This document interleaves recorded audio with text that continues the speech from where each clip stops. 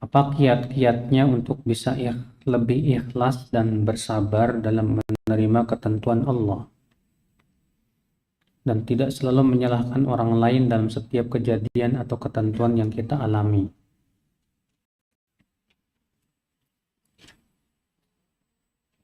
Yang pertama, saudaraku, agar kita ikhlas menghadapi ketentuan Allah dan kita ridho dengan ketentuan Allah, yaitu takdirnya,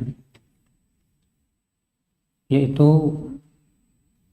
harus kita yakini bahwa perbuatan Allah tidak lepas dari hikmah, tidak lepas dari keadilan, tidak lepas dari rahmat dan kasih sayangnya. Makanya kata Ibnu Qayyim rahimahullah, wa af'alullah imma rahmah wa imma adlun wa hikmah. Perbuatan-perbuatan Allah tidak lepas dari yang pertama rahmat Allah, kasih sayangnya. Yang kedua, tidak lepas dari keadilan dan hikmahnya, di mana Allah berbuat semua dengan ilmunya yang sangat luas sekali. Ini harus betul-betul kita yakini betul. Yang kedua, yakini bahwa Allah tidak mungkin menzalimi hamba-hambanya. Kenapa? Karena Allah sangat sayang kepada hamba-hambanya melebihi kasih sayang ibu kepada anaknya. Namun kasih sayang Allah yang Allah berikan kepada hamba terkadang tidak dengan memberikan kepadanya kesenangan, Pak. Kita harus pahami dulu hakikat kasih sayang itu apa. Sebab kita memandang yang namanya kasih sayang itu artinya kalau Allah sayang kepada hambanya berarti apa artinya? Itu Allah selalu memberikan kenikmatan, kesenangan kepada dirinya. Ini salah. Allah mengatakan tidak seperti itu bentuk kasih sayang Allah. Hakikat kasih sayang itu apa?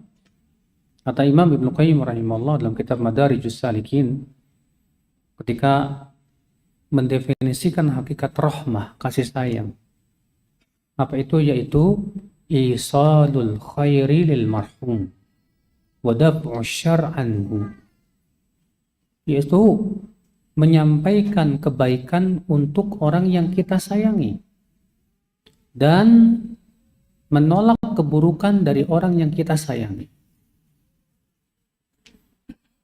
Allah sayang kepada kita, dimana kalau Allah berikan kepada kita kesenangan, kenikmatan, bisa jadi itu bahaya untuk agama kita dan keimanan kita. Kita menjadi lupa diri, kita menjadi sombong, kita menjadi orang yang lalai. Maka Allah dengan kasih sayang dan ilmunya, Allah tahu bahwa kesenangan itu malah membuat dia semakin jauh dari Allah. Maka Allah pun menyempitkan rezekinya. Untuk apa? Supaya dia terhindar dari hal-hal yang bisa membuat dia masuk ke dalam api neraka.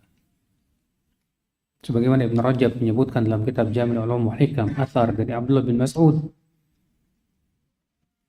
Ibn Mas'ud mengatakan, apabila Allah tahu bahwa seorang hamba dengan kenikmatan itu dia malah masuk neraka, Allah berfirman kepada malaikatnya, "Hai malaikatku, sempitkan rezeki hambaku itu. Sebab kalau aku luaskan rezekinya, aku akan masukkan ia ke neraka." Akhirnya disempitkan rezekinya supaya masuk surga. Masya Allah. Yang keempat, yang ketiga, bahwa ketentuan Allah Subhanahu wa taala yang tidak enak terhadap diri kita itu pasti semuanya baik buat kita. Kata Ibnu Qayyim, musibah yang menimpa seorang hamba bisa jadi itu adalah sebagai persiapan yang Allah ingin berikan padanya sesuatu yang lebih baik dari itu. Antum lihat Nabi Yusuf alaihissalam bagaimana dari kecilnya dizalimi terus, Pak. Beliau sama kakak-kakaknya didengki, dihasadi, sampai akhirnya dimasukkan beliau ke dalam sumur. Akhirnya kemudian dijual jadi budak. Lalu kemudian Allah ya muliakan dengan dia dibeli sama Aziz, pembesar Mesir. Setelah dia menjadi seorang pemuda yang ganteng, ternyata ujian berat dari para wanita datang. Ujian syahwat ini, Masya Allah. Dan ternyata Nabi Yusuf sabar, ternyata konsekuensinya beliau harus dipenjara dalam tanah. Beberapa tahun beliau dipenjara dalam tanah. Ujian bertubi-tubi. Rupanya itu semuanya, ya, ujian-ujian yang berat itu sebagai persiapan Allah ingin memberikan sesuatu yang mulia. Setelah beliau dipenjara beberapa tahun lamanya, beliau pun kemudian diangkat menjadi bendaharawan negara, menjadi orang yang mulia, orang yang berpangkat dan yang lainnya. Nah itu terkadang kata Ibnu Qayyim, musibah yang menimpa kita itu sebagai persiapan untuk kita, Allah ingin berikan yang lebih baik dari itu. Supaya ketika diberikan oleh Allah kesenangan, kita jadi orang yang tidak lupa kepada Allah Subhanahu wa Ta'ala. Setelah kita merasakan berbagai macam musibah yang menimpa kita, supaya ketika Allah berikan kepada kita kesenangan, kita menjadi orang yang tidak sombong, kita tetap tawadhu. Atau yang kedua, kata Ibnu Qayyim apa?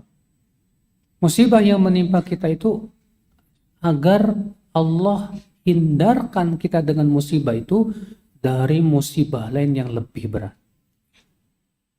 Dari musibah lain yang apa? Yang lebih berat. Allah berikan kepada kita kesempitan rezeki. Bisa jadi itu adalah merupakan keselamatan agama kita, Pak. Dibandingkan kemudian kita diberikan keluasan rezeki, akhirnya kita lalai, akhirnya kita suka berbuat maksiat, kita jauh dari Allah Subhanahu wa Ta'ala. Ini kan musibah. Ya, dahulu ya sekitar tahun 2005, saya ketika itu mau ngisi kajian di Tangerang, dijemput oleh seorang ikhwan. Kemudian ikhwan ini bercerita, Ustadz, saya dulu alhamdulillah kaya raya, Ustadz. Saya rumah besar, mobil mewah. Saya dulu punya BMW dan yang lainnya. Qadarullah, saya tertipu, usaha saya semakin hancur. Akhirnya saya seperti ini, mulai lagi dari nol. Iya. Saya tanya, sekarang kamu usahanya apa? Ya usahanya jualan obat-obatan aja. Saya simpan di di apotik dan yang lainnya. Saya mau tanya sama antum, apa Ustadz? Dulu waktu antum kaya itu gimana keadaan antum dibandingkan sekarang? Dia bilang, dulu waktu saya kaya, sholat aja sering lupa. Dulu saya waktu masih kaya, pagi hari itu yang terdengar kerokean, rock and roll. Sekarang gimana? Sekarang alhamdulillah, ya pagi-pagi terdengar suara anak-anak baca Quran, istri sudah menutup aurat. Nah sekarang mana yang antum pilih? Keadaan yang sekarang atau keadaan yang dulu? Iya juga ya. Ya sudah, alhamdulillah. Allah sempitkan antum rezeki karena antum ternyata tidak berhak mendapatkan kesenangan. Ketika antum senang, antum lupa kepada Allah Azza wa Jalla, maka Allah sempitkan rezeki supaya antum kembali kepada Allah. Itu nikmat yang besar ya. Nah ini, terkadang inilah Pak, ya kita terkadang tidak terlalu, pikiran kita terlalu pendek gitu. Kita tidak Kita hanya memikirkan tentang nasib saya sekarang ini. Kok kenapa sih orang-orang bisa enak, saya nggak bisa gitu loh. Akhirnya apa yang terjadi? Karena selalu memikirkan orang kehidupan mereka yang lebih senang, kita jadi orang yang tidak pernah bersyukur kepada Allah. Makanya ya akhi, jadi antara cara juga agar kita ridho dengan ketentuan Allah apa? Sering-sering melihat orang yang nasibnya lebih buruk dari kita.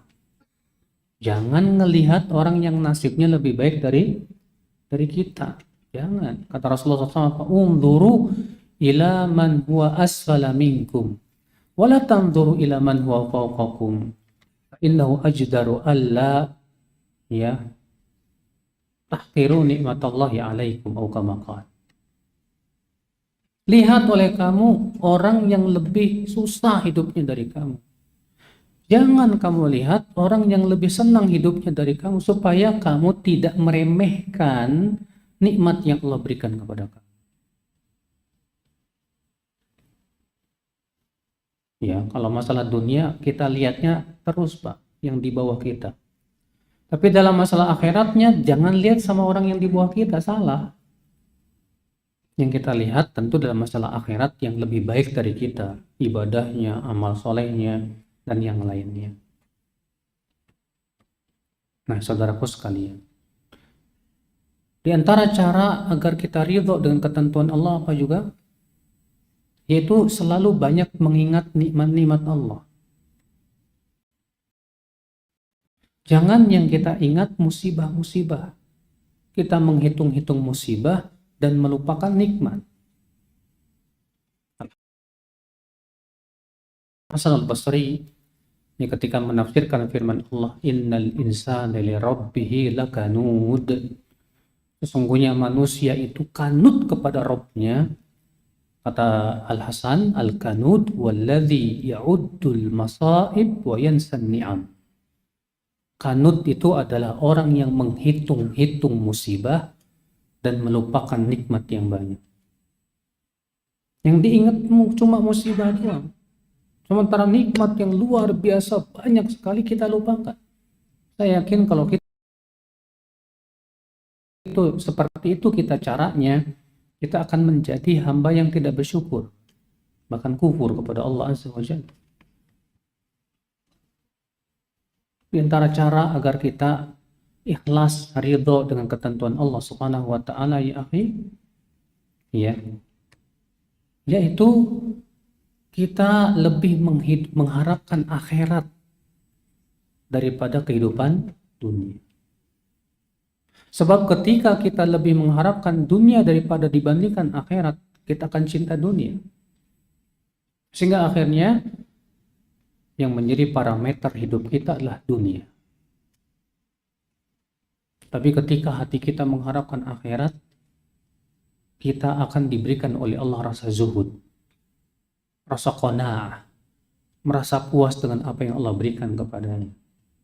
Makanya Imam At-Tirmidzi meriwayatkan dalam sunannya, Rasulullah SAW bersabda, man kanat hammuhul akhirah, thabbatallahu alaihi amrah, wa ja'ala al-ghina fi qalbi, wa atathu ad-dunya wa hiya raghimah. Wa man kanat hammuhu ad-dunya, farraqallahu alaihi syamlah, wa ja'ala al-faqra baina 'ainayhi, wa lam ta'tihi min ad-dunya illa ma kutiba lah. Kata Rasulullah SAW, siapa yang keinginan terbesarnya adalah akhirat, Allah kuatkan urusannya, Allah kuatkan hatinya. Dan Allah akan jadikan kekayaan itu di hatinya, kaya hatinya. Senantiasa merasa puas dengan yang ada. Dan dunia pun akan mendatanginya dalam keadaan hina di matanya. Sebaliknya kata Rasulullah, siapa yang keinginan terbesarnya adalah dunia, maka Allah cerai beraikan urusannya. Dan Allah akan jadikan kefakiran itu di pelupuk matanya. Artinya dia selalu merasa kurang walaupun banyak duitnya. Dan dunia pun tidak akan mendatanginya kecuali sesuai yang Allah takdirkan saja untuknya. Makanya ya, disinilah penting kita untuk memahami hakikat dunia. Bahwa dunia itu bukan sesuatu yang selama-lamanya, dia fana. Pandanglah dunia dengan pandangan yang hina deh. Ya, sebagaimana Rasulullah mengatakan bahwa dunia itu lebih hina di mata Allah daripada bangkai anak kambing. Bayangkan. Pandanglah dunia itu bagaikan kotoran manusia, karena Rasulullah mengatakan demikian. Innama kharaja min batni ahadikum qad daraba lid-dunya mathala. Sungguh kotoran yang keluar dari perut seseorang itu adalah perumpamaan tentang dunia, kata Rasulullah SAW. Kalau kita memandang dunia seperti itu, Pak, apapun ketentuan yang Allah berikan kepada kita, insya Allah ridho. Makanya Umar bin Abdul Aziz berkata apa? Umar bin Abdul Aziz, ya, inni la ubali ala ayyi halin asbahtu, hal ala ma raditu au malam arda, fa inni la adri halil khair fima arda au fima lam arda, au kama qala. Aku tidak peduli di waktu pagi aku masuk dalam keadaan apa, aku nggak peduli. Apakah dalam keadaan yang aku sukai atau dalam perkara yang aku yang tidak sukai. Karena aku nggak tahu kebaikan itu dalam perkara yang aku sukai atau yang aku tidak sukai, aku tidak tahu. Ini Masya Allah. Ya. Artinya kalau aku pagi harinya dalam keadaan sakit, aku nggak apa-apa kok ridho. Karena bisa jadi itu kebaikan buatku. Masya Allah. Ini tingkat husnudon yang luar biasa kepada Allah. Makanya memang merealisasikan untuk ridho dengan ketentuan Allah itu berat. Makanya Rasulullah berdoa, wa as'aluka ridha ba'dal qadha. Ya Allah, aku mohon kepada Engkau keridhaan setelah takdir yang menerpa diri. Sampai Rasulullah aja minta kok. Apalagi kita. Makanya banyak-banyak kita berdoa itu. Wa as'aluka ridha ba'dal qadha. Aku mohon kepada Engkau ya Allah keridhaan terhadap ketentuan yang Engkau berikan kepada aku, ya. Berat, ya. Dan tidak selalu menyalahkan orang lain dalam setiap kejadian tertentu yang kita alami. Ini kita wajib imani bahwa semua sudah ketentuan Allah, dan ketentuan Allah itu insya Allah yang terbaik untuk kita. Nah, disitulah kita berusaha berpikir lagi tentang semua kejadian yang menimpa diri kita. Ya. Karena tidak mungkin, Pak, musibah itu menerpa kita kecuali akibat kesalahan kita sendiri. Karena Allah sendiri yang mengatakan begitu. Wa asaba min musibatin fabima kasabat aydikum wa ya'fu an katsir. Tidak ada satupun musibah yang menimpa kecuali itu semua akibat perbuatan kamu juga. Dan Allah memaafkan banyak dosa-dosa. Allah mengingatkan bahwa semua musibah yang menerpa kita akibat kesalahan kita. Maka yang paling berhak untuk kita salahkan diri kita, bukan orang lain. Nah, disinilah akal Islam, ya, seorang hamba yang dia ridho dengan ketentuan Allah, lalu ia berusaha memperbaiki dirinya, istighfar dan mohon kepada Allah kesabaran, itu berarti tanda hamba ini diberikan taufik oleh Allah Subhanahu wa taala. Pertanyaan berikutnya, ana masih sering terkena was-was terutama pada saat ingin beristinja. Ana sering menggunakan air yang lebih ketika membersihkan kotoran. Apakah dalam beristinja ada batas minimal 3 kali atau 5 kali, Ustadz? Tidak ada batasan, yang terpenting antum sudah dugaan kuat udah bersih. Ya. Dan jangan sampai terkena was-was, kayaknya masih ada. Para ulama mengatakan bahwa kalau qadarullah tersisa sedikit kotoran, itu dimaafkan. Makanya kan Rasulullah SAW ya membolehkan cebok pakai batu. Boleh tidak? Cebok pakai batu boleh tidak, Pak? Boleh dengan ijma para ulama. Namun batasannya kalau untuk batu, kata Rasulullah SAW, tidak boleh kurang dari 3 batu. Boleh lebih dari 3 batu, tapi sifatnya ganjil, 3, 5, 7. Dan yang namanya cebok pakai batu tidak mungkin sebersih pakai air. Sehingga kata para ulama bahwa kalau kita cebok pakai batu kemudian masih tersisa kotoran yang ada di situ, dimaafkan.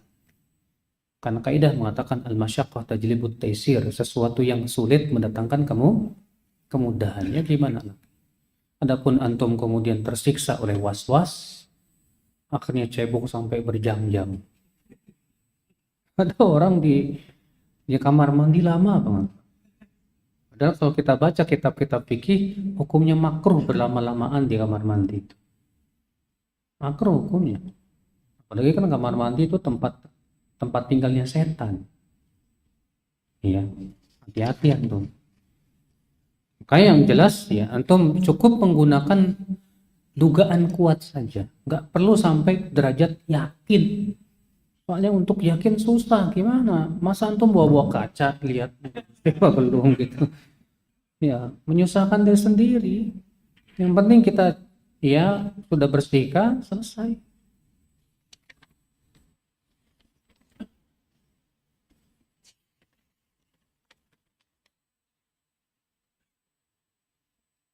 Pertanyaan selanjutnya, bagaimana apabila ada seseorang yang memiliki keyakinan kepada Allah sangat kuat, namun akhlak dalam kehidupan sehari-harinya belum mencerminkan tauhidnya, seperti emosian, suudzon sama orang, nggak sabaran. Nah, ini mah keyakinannya nggak kuat tuh Mas. Karena kekuatan keyakinan itu akan berpengaruh kepada akhlak. Makanya Rasulullah bersabda apa? Afdalul mu'minina imanan ahasinuhum khuluqa. Mukmin yang paling mantap imannya, yang paling utama imannya, itu yang paling baik akhlaknya. Nah, kalau misalnya akhlaknya masih seperti itu, emosian, temperamenan, masih suka suudzon sama orang, itu tanda imannya nggak kuat. Kalau ia imannya kepada Allah kuat, dia takut harusnya melakukan seperti itu. Mau marah, dia ingat Rasulullah menyuruh untuk menahan emosi. Rasulullah bersabda, la taghdab falakal jannah. Jangan marah, maka surga buat kamu.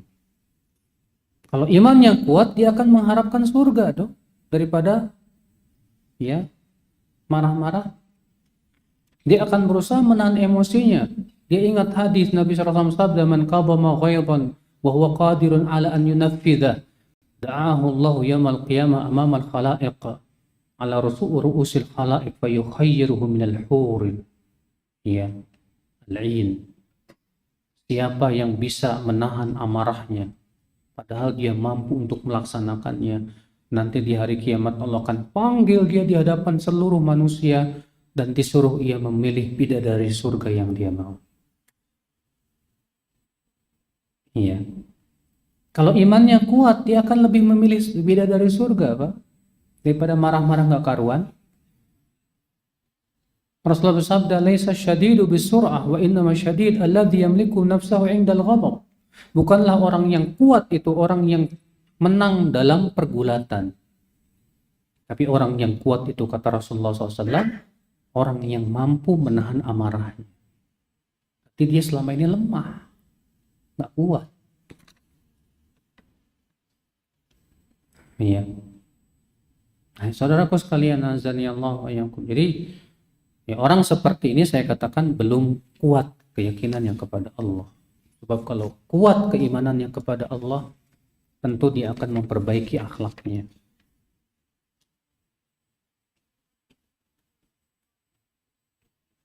Manakah yang lebih dahulukan di dalam mengingatkan tauhid kepada orang tua atau anak di dalam kebiasaan sehari-hari? Karena orang tua tinggal di beda kota sehingga hanya bisa mengingatkan lewat HP. Sedangkan ada kekhawatiran anak jadi lebih ingin terus berlama-lama melihat HP. Makanya jangan dikasih HP. Iya. Kalaupun dikasih HP, kasih aja HP yang jadul, yang cuma bisa buat telepon sama SMS doang, Mbak. Kan tujuannya bisa ngobongin dia, selesai kan? Kalau kamu ingin selamatkan anak kamu itu, karena HP ini zaman sekarang susah. Apalagi dia masih anak-anak, masih labil, ya, masih sangat mudah sekali untuk apa? Terjerembab dalam berbagai macam pergaulan yang enggak-enggak. Sementara di HP tahu sendiri, ya. Saya saya ada mahat tahfidz di Cilengsi itu, Pak. Terkadang ada aja anak-anak yang masih suka nonton drakor, padahal lagi ngapalin Quran, ini, Pak. Ya, maka dari itu akhirnya kita kasih kebijakan HP diambil semuanya, nggak boleh dipegang sama murid, bahaya. Iya, boleh dikasih ketika memang dalam seminggu sekali saja, itu pun hanya untuk keperluan menelepon orang tuanya. Setelah itu diambil lagi. Sebab kalau enggak, bahaya banget, Pak. Bahaya. Anak yang terbiasa mainin HP itu ngapalin Qurannya susah banget. Susah. Kenapa? Karena tontonan-tontonan yang ada di HP itu merusak otaknya. Ya, jaringan-jaringan sarafnya itu banyak yang putus, istilahnya begitu, Pak. Sehingga akhirnya untuk bisa fokus susah. Makanya orang yang sering nonton di HP itu susah fokusnya. Susah fokusnya. Iya. Nah, itu dia bahaya memang. Makanya di sini orang tua yang bijak dia harus paham, ya, bahwa kalau dia memberi HP malah merusak hidupnya, udah nggak usah dikasih HP. Ya, kasih aja HP yang jadul aja lah. Ya. Juga dalam masalah kalau dia jauh dari orang tuanya, kemudian tahu di sana pergaulannya jelek, ya harusnya orang tua sangat memperhatikan masalah itu. Perhatikan lingkungannya, di mana dia tinggal, bagaimana kehidupannya di sana. Itu orang tua yang mengkhawatirkan agama anaknya. Itu orang tua yang benar. Makanya Nabi Yakub alaihissalatu wassalam ketika hendak meninggal dunia, beliau kumpulkan anak-anaknya semuanya. Apa yang menjadi pertanyaan Nabi Yakub kepada anak-anaknya? Ma ta'buduna min ba'di? Apa yang kalian sembah setelahku? Beliau tidak mengatakan ma ta'kuluna min ba'di. Apa yang kalian akan makan setelahku? Tidak. Yang ditanya, apa yang kalian hendak ibadahi nanti setelah? Dipikirkan tentang agamanya. Bagaimana menanggapi orang yang selalu bilang diri kita merasa paling benar karena bermanhaj salaf?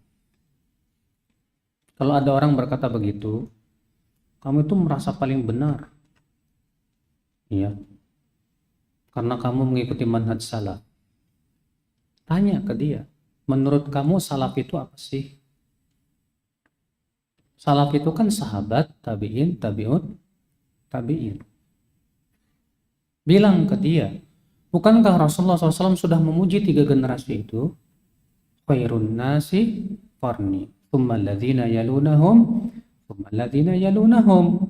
Sebaik-baik manusia itu generasiku, kemudian setelahnya, kemudian apa? Setelahnya. Rasulullah tegas mengatakan bahwa mereka manusia yang terbaik, berarti cara beragama mereka yang terbaik. Bukankah Allah memuji para sahabat? Naam. Maka dari itu, ya, adakah manhaj yang lebih baik dari mereka? Tidak ada. Makanya Rasulullah SAW yang mengumpamakan para sahabat bagaikan bintang di langit. Apa kata Rasulullah SAW? An-nujumu amanatun lis-sama. Fa idza dhahabatin nujum atatis sama ma tu'ad. Langit, bintang adalah keamanan untuk langit. Apabila bintang pergi, akan datang kepada langit apa yang Allah telah janjikan kepadanya, itu kiamat. Wa ana amanatun li ashabi. Fa idza dhahabtu ana ata ashabi ma yu'adun. Dan aku adalah keamanan untuk para sahabat. Dan apabila aku telah pergi, akan datang kepada para sahabatku apa yang dijanjikan kepada mereka, berupa fitnah, peperangan, dan yang lain. Wa ashabi amanatun li ummati. Fa idza dhahaba ashabi ata ummati ma tu'ad. Dan para sahabatku adalah keamanan untuk umatku. Apabila para sahabatku pergi, akan datang kepada umatku apa yang dijanjikan kepada mereka. Berarti, para sahabat itu keamanan buat kita semua. Artinya, selama kita berpegang kepada manhaj dan cara beragamanya mereka, aman. Tapi selama kita berpaling dari cara agamanya mereka, gak aman kita. Yes, orang seperti ini harus dipahamkan dulu, Pak, tentang apa sih salaf itu. Kita ini kalau kita mendengar kata salaf, jangan yang kita pikiran Ustadz Anu, Ustadz Fulan, Ustadz Anu, bukan. Salaf itu generasi yang paling utama. Adapun kita ini sebatas berusaha untuk menapaki jejak kaki mereka. Dan kita tidak pernah mengklaim bahwa kita ini sudah seperti mereka, enggak. Kita tidak pernah mengklaim bahwa iman kita sudah seperti iman mereka, tidak. Kita masih banyak kekurangan sana sini. Namun kita berusaha menapaki jejak kaki mereka, mengikuti akidah mereka, ibadah mereka, muamalah mereka. Maka adakah jalan yang lebih baik dan paling benar dari jalannya para sahabat? Tidak ada. Karena itu nas langsung dari Al-Quran dan hadis Nabi Sallallahu Alaihi Wasallam.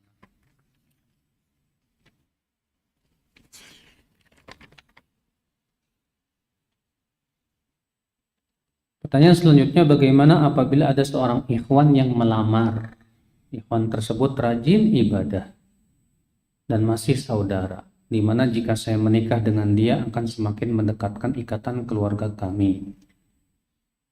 Tapi ikhwan tersebut masih suka melakukan bid'ah. Ya. Apakah saya lebih baik memilih yang lurus manhajnya atau bagaimana? Saudaraku, saudariku, kalau dia masih suka berbuat bid'ah, doyan berbuat bid'ah, nanti ketika menikah dengan kamu, dia akan menyeret kamu kepada kebid'ahan. Akan menyeret kamu kepada apa? Kebid'ahannya. Selama masih ada ikhwan yang akidahnya lurus, jauh dari bid'ah, dari khurafat, dari syirik, dan yang lainnya, pilih ikhwan yang akidahnya benar. Ya. Istilahnya sih, kalau kita mau ambil baju, udah beli aja yang udah jadi, udah pas, udah enak kan gitu. Kalau kita bikin sendiri belum tentu pas terkadang. Nah, ini ada ikhwan yang udah jadi, udah masya Allah akidahnya bagus.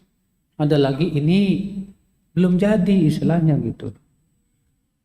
Kira-kira mana yang harus dipilih seperti ini? Tentu yang kita pilih yang udah bagus agamanya, yang sudah bagus akidahnya, yang sudah bagus dia ibadahnya kepada Allah Azza wa Jalla sesuai dengan sunnah Rasulullah Sallallahu Alaihi Wasallam. Adapun dia walaupun itu saudara tapi dia masih berbuat bid'ah dalam agama, maka itu bisa merusak agama kamu. Iya, menjauhkan kamu dari sunnah Rasulullah Sallallahu Alaihi Wasallam. Nah itu, ya. Di sini masih banyak yang jomblo kok, ya kan? Ini banyak jomblo semua ini kayaknya nih.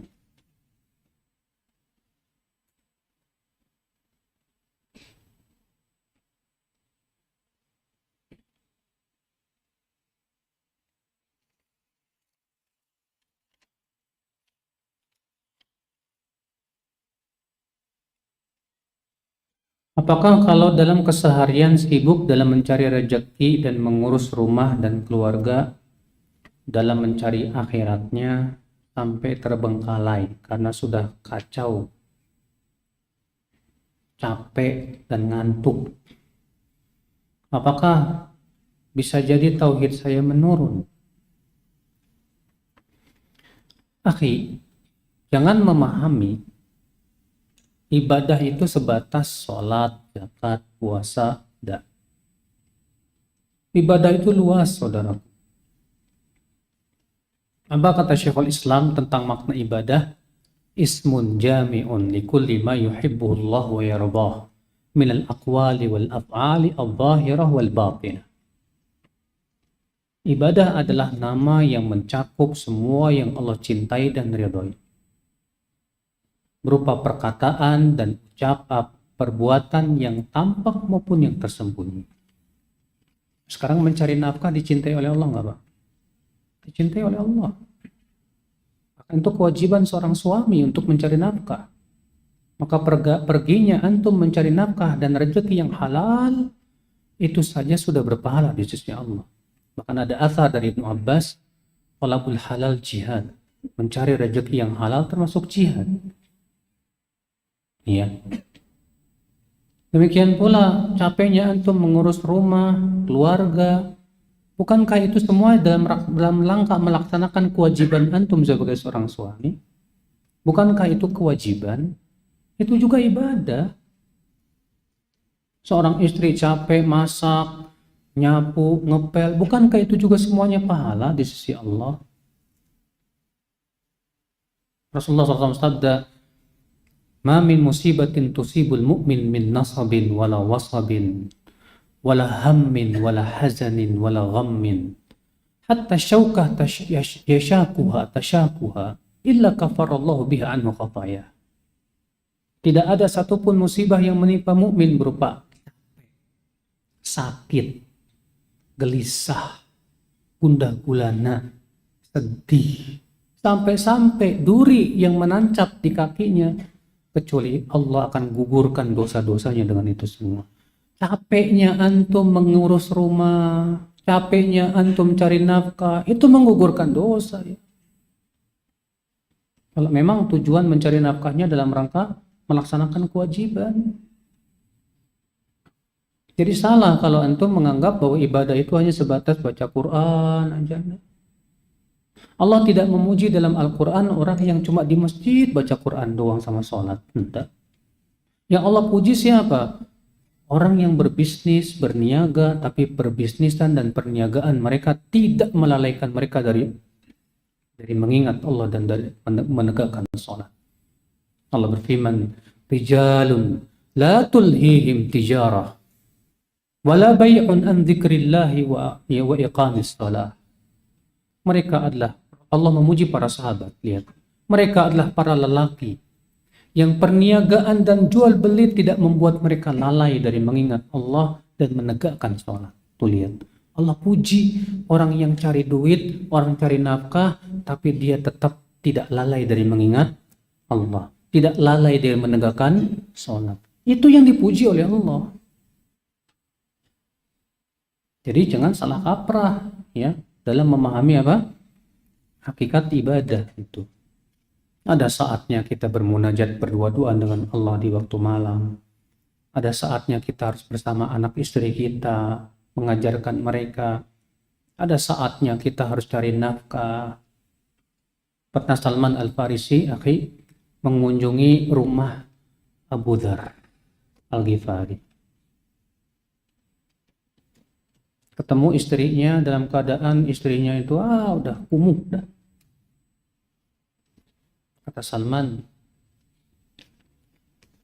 "Kemana suamimu?"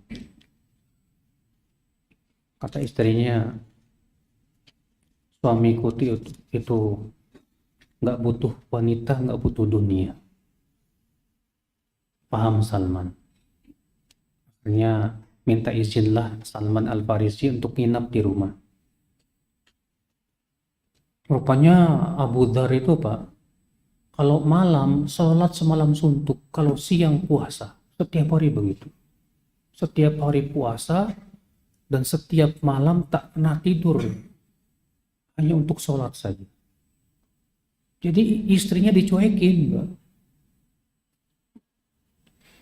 Akhirnya Salman minta izin untuk nginap di rumah Abu Dhar. Ketika Abu Dhar mau bangun sholat, ditahan sama Salman. Tidur. Karena memang ini, ya, Abu Dhar kan harus menghormati tamu kan. Tidurlah dia. Pas mau bangun lagi, ditarik lagi sama Salman. Tidur ente. Tidur. Pas 3 malam baru Salman berkata, nah sekarang kita sholat. Ketika Abu Dhar mau puasa, jangan puasa. Iya. Kemudian setelah 3 hari, Salman berkata kepada Abu Dhar, Inna li rabbika alaika haqqa. Ya, wali zaujika alaika haqqa. Wali nafsika alaika haqqa. Fa'ati kulla dhi haqqin haqqa. Rabbmu punya hak. Istrimu punya hak. Badanmu punya hak. Berikan haknya masing-masing. Pokoknya Abu Dhar nggak puas. Datanglah beliau ke Rasulullah Sallallahu Alaihi Wasallam menceritakan itu. Apa kata Rasulullah? Shadaqa Salman. Benar Salman. Tuh lihat. Jadi kita nggak melulu harus baca Quran terus, sholat terus, puasa terus, istri anak dicuekin, nggak cari nafkah. Bukan seperti itu Islam, ya. Ya, bukan seperti itu yang diajarkan oleh Rasulullah Sallallahu Alaihi Wasallam. Ya.